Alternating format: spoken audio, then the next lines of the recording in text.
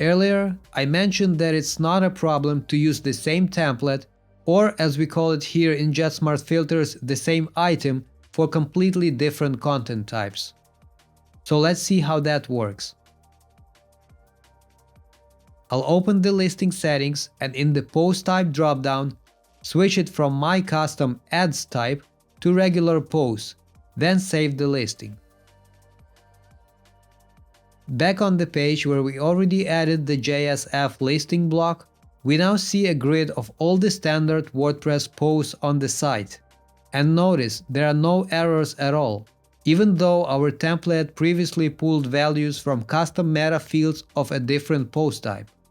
When a new content type doesn't have those same custom fields, those elements just stay hidden. Any styling or layout related to them simply doesn't apply. Similarly, we can keep the same listing structure and just switch to a different item template, instantly changing the design on the front end. That's some really impressive flexibility.